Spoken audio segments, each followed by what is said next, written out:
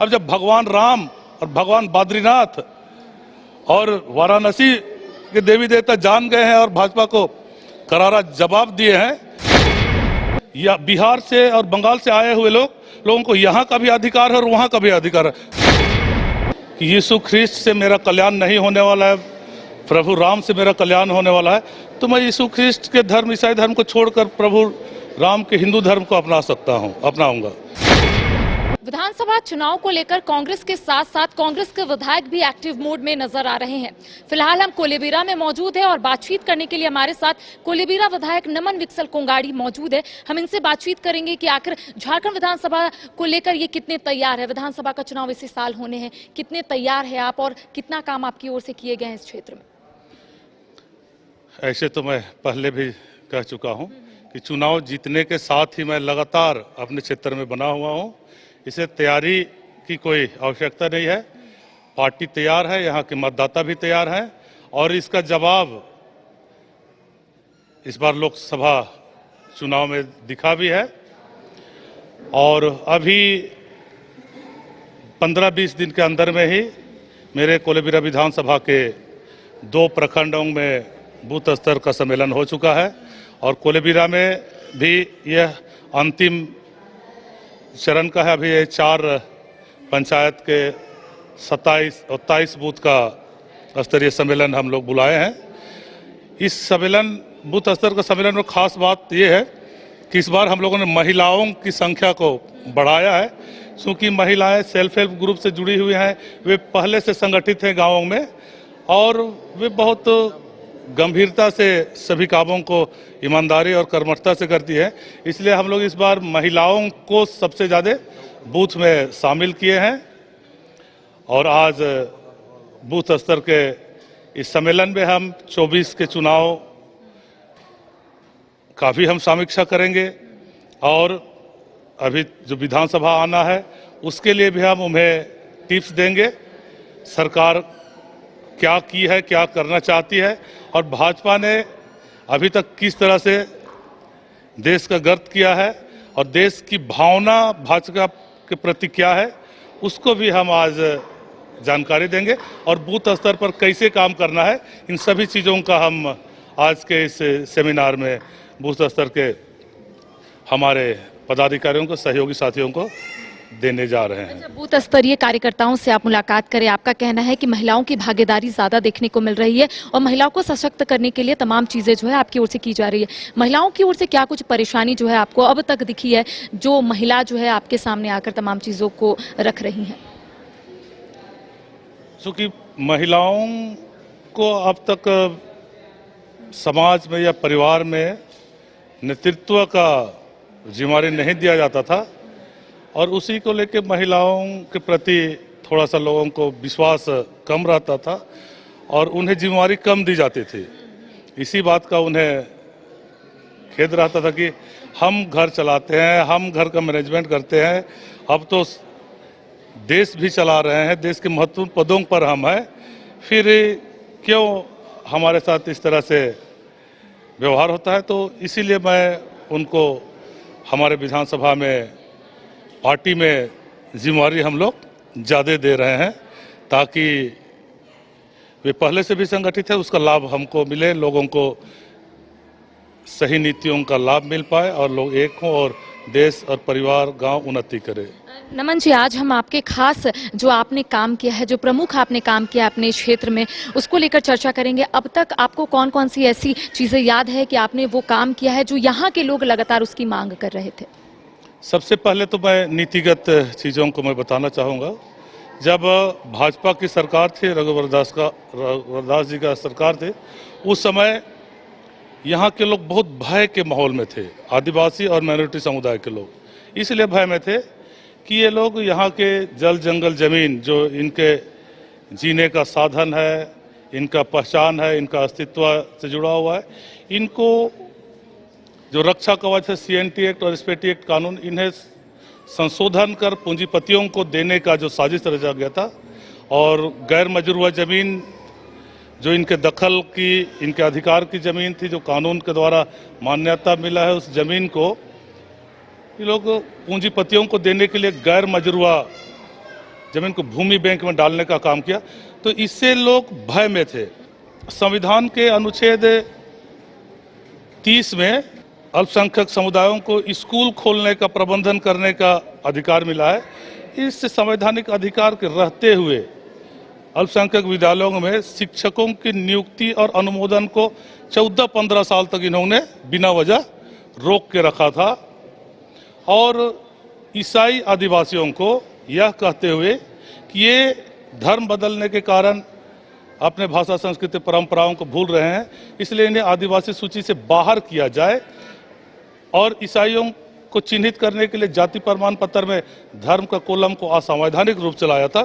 इसलिए यहाँ के लोग भय में थे। चूंकि सिमडेगा जिला ईसाई बहुलता जिला है, आदिवासी में भी, तो लोग भय में थे। तो इसको भय को हम लोगों ने खत्म करने का काम किया, सबसे पहला काम। चूंकि हमारी सरकार की सोच है कि जहां शांति है वहीं विकास है, भय में विकास की कल्पना नहीं की जा सकती है। लेकिन बीजेपी की ओर से कई आरोप लगाए जा रहे हैं। उनका कहना है कि अलायंस की सरकार जब से राज्य की सत्ता में आई है आदिवासियों के हित में काम नहीं कर रही है। उन्होंने एग्जाम्पल भी दिया, आपने देखा होगा कि बाबूलाल मरांडी लगातार ट्वीट करते हुए नजर आ रहे हैं। उनका कहना है कि संथाल परगना के 6 ऐसे जिले हैं जहां पर आदिवासी अल्पसंख्यक जो है वो बनते हुए जा रहे हैं, यानी कि वहां पर धर्म परिवर्तन हो रहा है। जो आदिवासी है वो अल्पसंख्यक में कन्वर्ट हो रहे हैं। ये धर्म परिवर्तन का मामला कहीं भी कुछ मामला नहीं, ये संविधान का आर्टिकल अनुच्छेद 25 से जुड़ा हुआ मामला है। ये धार्मिक स्वतंत्रता है। अगर कोई जबरदस्ती कर रहा है, डरा धमकी कर रहा है, तो ये तो पहले के आईपीसी में भी इसका प्रावधान था, क्यों अपराध का है। अगर कोई जबरदस्ती मसीही धर्म को अपनाने के लिए मजबूर कर रहे हैं, लालच दे रहे हैं, तो ये अपराध है। अगर वैसा बात है तो इसका मैं भी विरोध करता हूं, लेकिन देखा जाए तो ऐसा नहीं है। लोग अपने से, लेकिन वहां कहा जा रहा है कि आदिवासियों की संख्या जो है घटती भी नजर आ रही है। पहले 26% था, अब 21% हो गया है। मैं स्पष्ट बता देना चाहूं, धर्म बदलने से आदिवासियों का संख्या नहीं घटता है। नस्ल, जाति एक नस्ल है, नस्ल जन्म आधारित होता है और धर्म विश्वास आधारित है। अगर मैं अभी आदिवासी हूं, मुंडा नस्ल से आता हूं, अगर मुझे डिलिस्टिंग कर दिया जाए, आदिवासी सूची से ईसाई का हटा दिया जाए, तो आप मुझे किस श्रेणी में रखेंगे, किस जाति में रखेंगे? क्योंकि हमारे देश में एक सामाजिक व्यवस्था है, आप मुझे जातीय व्यवस्था है। आप मुझे मुंडा नस्ल से अगर हटाएंगे तो किस नस्ल में डालेंगे? ब्राह्मण, बताना होगा ना। मुंडा नस्ल से मुझे हटा के किस जाति में रखेंगे, ये बताना होगा इनको। और रही बात धर्म, धर्म तो विश्वास आधारित है। आज मुझे लगेगा कि यीशु ख्रिस्ट से मेरा कल्याण नहीं होने वाला है, प्रभु राम से मेरा कल्याण होने वाला है, तो मैं यीशु ख्रिस्ट के धर्म, ईसाई धर्म को छोड़कर प्रभु राम के हिंदू धर्म को अपनाऊंगा। और मुझे लगेगा कि भगवान राम से भी मेरा कल्याण नहीं हो रहा है, अल्लाह के धर्म से मुझे कल्याण होना है, तो मैं उसको मान सकता हूँ। तो मैं अपने जीवन में जितने धर्म हैं उन्हें मान सकता हूँ और छोड़ सकता हूँ। ये मुझे आज़ादी है, इस देश के संविधान ने अनुच्छेद 25 में मुझे दिया है। तो धर्म और जाति में जमीन आसमान का फर्क है। ये लोग सिर्फ बरगला रहे हैं और नफरत फैलाने का काम कर रहे हैं। धर्म बदलने से आदिवासी नहीं बदलेगा। आज 2011 का जनगणना आंकड़ा देखिए, उसमें स्पष्ट तौर से जनगणना आंकड़ा में सामने आया है। 2011 का जनगणना आंकड़ा में 42.2 लोग सरना धर्म को चिन्हित किए हैं, 39.7 हिंदू धर्म को मान रहे हैं बोल के चिन्हित किए हैं, 14 कुछ % है ये लोग क्रिश्चियन धर्म को मान रहे हैं बोल के चिन्हित किए, और 1.7 अन्य जैसे बौद्ध, जैन ये सब मान रहे हैं। तो जाति अलग है और धर्म अलग है। इसको ये लोग सिर्फ नफरत फैलाने के लिए, भरमाने के लिए ये लोग गलत ढंग से व्याख्या करके देश में नफरत फैलाने का काम कर रहे हैं और कुछ भी नहीं। जाति और धर्म में जमीन आसमान का फर्क है। आदिवासी समुदाय का अनुपात इसलिए घट रहा है कि बाहर के लोग यहाँ बहुत ज्यादा आ रहे हैं और भाजपा उनको लेके आ रहे हैं, उन्हें प्रोत्साहन कर रही है। ये सबसे बड़ा मामला। अगर आज आदिवासियों का जनसंख्या का अनुपात घट रहा है तो इसका जिम्मेवार भाजपा है, उसकी गलत नीति है। स्थानीय नीति बनाकर बाहरी लोगों को उन्हें अधिकार दिया जा रहा है, जबकि हमारे यहाँ के लोग असम में रह रहे हैं, उनको आज तक वहाँ का स्थानीयता का अधिकार टी ट्राइब कहा जाता है वहाँ, जबकि यहाँ का कुछ ही साल आए उनको अधिकार दे रहे हैं। या बिहार से और बंगाल से आए हुए लोगों को यहाँ का भी अधिकार है और वहाँ का भी अधिकार है, दोहरा लाभ दिया जा रहा है।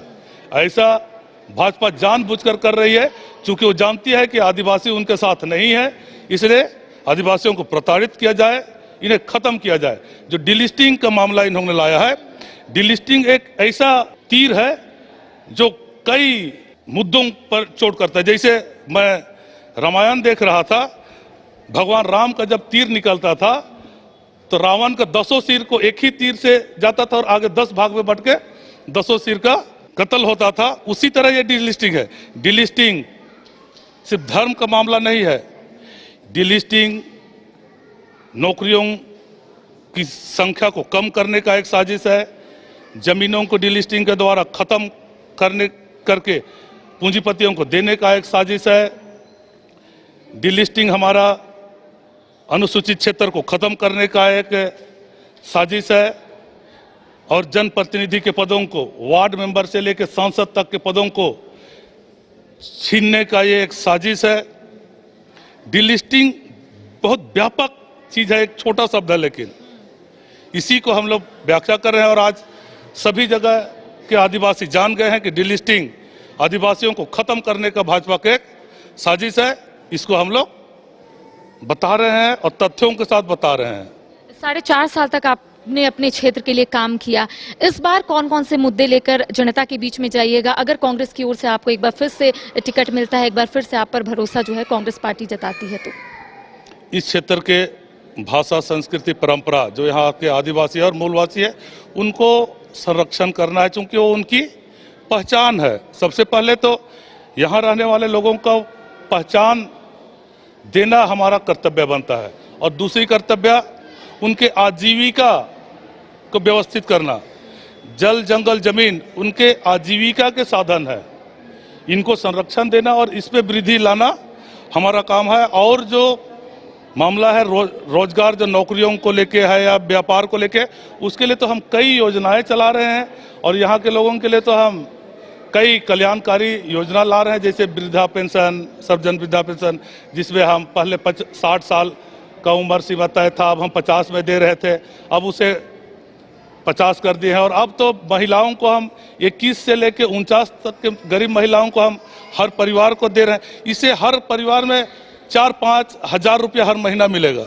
कई सवाल उठ रहे हैं कि आप लोग राज्य की सत्ता में आए थे, कई वादा करके, आप लोगों के मैनिफेस्टो में भी था, अगर कांग्रेस की बात करेंगे तो 27% ओबीसी आरक्षण, इसके साथ अलायंस की सरकार की बात करेंगे तो आप लोगों ने कहा था कि 1932 खतियान के आधार पर स्थानीय नीति का विधेयक जो है आप लोग पास तो कर दिए, हालांकि केंद्र सरकार के पास फिलहाल वो लटका हुआ है। तो क्या कुछ योजना आप लोगों की ओर से बनाई जा रही है जो विधेयक फिलहाल केंद्र सरकार के पास लटका हुआ है? हमारे झारखंड में ओबीसी जो पिछड़ा वर्ग में आते हैं, इनकी संख्या भी बहुत आयत है और भाजपा के शासनकाल में इनका आरक्षण शून्य कर दिया गया था, जिसको हम लोगों ने 27% देने का काम किया। और मैं तो व्यक्तिगत तौर पर विधानसभा के अंदर बाहर में धारणा में भी बैठा हूँ, आपको याद होगा, ओबीसीओं को अधिकार देने के लिए मैं बाहर विधानसभा के बाहर धारणा में बैठा था और आज भी मैं उनके लिए संघर्षरत हूँ। चूंकि आदिवासी खाली आगे बढ़ेंगे और ओबीसी या पिछड़ा वर्ग पिछड़ जाएंगे तो इससे असमानता आएगी और संघर्ष होगा। हम चाहते हैं कि दोनों समुदाय को जब एक साथ रहना है तो दोनों एक साथ आगे बढ़े, इसके लिए हम संघर्षरत हैं, लगातार प्रयास कर रहे हैं। लेकिन भाजपा वोट बैंक मानती है ओबीसी को, वोट बैंक का इस्तेमाल करती है, इसलिए धर्म के नाम पर, खान पान के नाम पर, संस्कृति के नाम पर उन्हें बरगला रही है और नफरत फैलाने का काम कर रही है। लेकिन अब लोग समझ रहे हैं, इस बार आदिवासी सीट से 28 में से 26 लाए थे, इस बार 28 का 28 आएगी। तोरपा और खूंटी भी इस बार हम ला रहे हैं। लोकसभा 5 आदिवासी सीट लाए थे और इस बार जहां जहां हमारा पिछड़ा है, हर सब जगह इस बार भाजपा को मुंह की खाने पड़ेगी, क्योंकि अब लोग जान गए हैं धर्म के नाम पर नफरत फैलाने वालों को जान गए। अब जब भगवान राम और भगवान बद्रीनाथ और वाराणसी के देवी देवता जान गए हैं और भाजपा को करारा जवाब दिए हैं, तो आम पब्लिक तो अनुयायी है, भगवान के ही पीछे चलने वाले लोग हैं। तो भगवान जो किए हैं उसको अनुपालन करेंगे। उस भावना को हम जनता तक पहुंचा रहे हैं कि जब अयोध्या में बद्रीनाथ में भाजपा को छोड़ सकता है इस देश के लोग, हिंदू लोग, तो यहां क्यों नहीं छोड़ेंगे? यहां के लोग भी छोड़ने के लिए तैयार है, क्योंकि भाजपा वोट के लिए, वोट लेने के लिए हिंदुत्व का ढोंग करती है। इस बात को इस देश के हिंदू समुदाय के लोग जान गए हैं। चलिए अब आपके क्षेत्र को लेकर थोड़ा चर्चा कर लेते हैं। कई ऐसी जनता है जिनका कहना है कि उनके जो एरिया में जहां वो रहते हैं वहां पानी की समस्या है और जो विद्यालय है वहां शिक्षक की कमी है, तो इसको लेकर कुछ पहल करेंगे आप? 4 महीने बचे हुए हैं सिर्फ आपके पास। निश्चित तौर पे पानी की समस्या है और आप सबों को जानकारी होगा। पानी को लेके मैं सदन में भी चर्चा किया और अपने सरकार को भी संज्ञान में लाया कि जल नल योजना को फेल कर दिया यहाँ के पदाधिकारी लोग। आरएसएस माइंडेड पदाधिकारी जिनको भाजपा के सरकार में उन्होंने लाकर यहाँ पाला पोसा है इस क्षेत्र के लोगों को शोषण करने के लिए, वैसे पदाधिकारियों के चलते जल नल योजना यहाँ फेल है, जिसके लिए मैं संघर्ष कर रहा हूँ। आखिरी सवाल रहेगा, कौन से अधूरे काम है जो पूरा करना है? सिर्फ 3 जिसको आपको पूरा करना है इस 4 महीने के अंदर।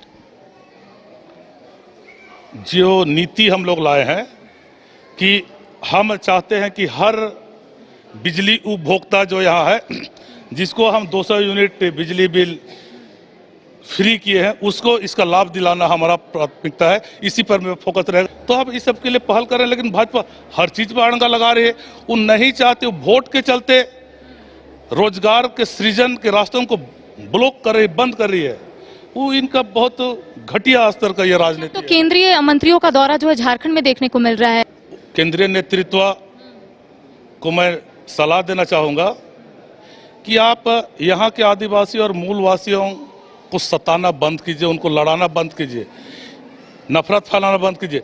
इन कामों को आप बंद कर देंगे ना, तो अपने आप यहाँ की जनता आपके समर्थन में आ जाएगी। लोकतंत्र को खत्म करने का साजिश इन्होंने जो रचा है, और ये उसी का एक हिस्सा है पैसे वालों को प्रभारी बनाना कर भेजना। देखिए, कांग्रेस के साथ साथ कांग्रेस के विधायक भी पूरे तरीके से विधानसभा चुनाव को लेकर तैयार है। आपने सुना कि नमन विक्सल कुंगाड़ी लगातार कार्यकर्ताओं से मुलाकात कर रहे हैं, उनके समक्ष तमाम योजनाओं के बारे में जिक्र कर रहे हैं, क्योंकि आपको पता होगा कि हेमंत सोरेन लगातार ऐतिहासिक फैसले ले रहे हैं। और इस बीच सभी विधायकों को टास्क भी दिया गया था कि जितनी भी योजना सरकार की ओर से चलाई जा रही है वो लोगों के बीच में लेकर जाएंगे। और उसी तरीके से सभी जो विधायक है लोगों से जुड़ रहे हैं, उनको ये बताने और समझाने का काम कर रहे हैं कि आखिर विधायक ने किस तरीके से कार्य किया है और कौन कौन से काम अधूरे हैं। आपने सुना कि नमन विक्सल कुंगाड़ी का स्पष्ट रूप से कहना है कि बहुत कम ऐसे काम है जो इन्होंने नहीं किया है, जो नहीं किया है उसे आने वाले समय में ये पूरा भी करेंगे। फिलहाल कैमरा सहयोगी नूतन के साथ Karishma Sinha, news by scope, Kolebira.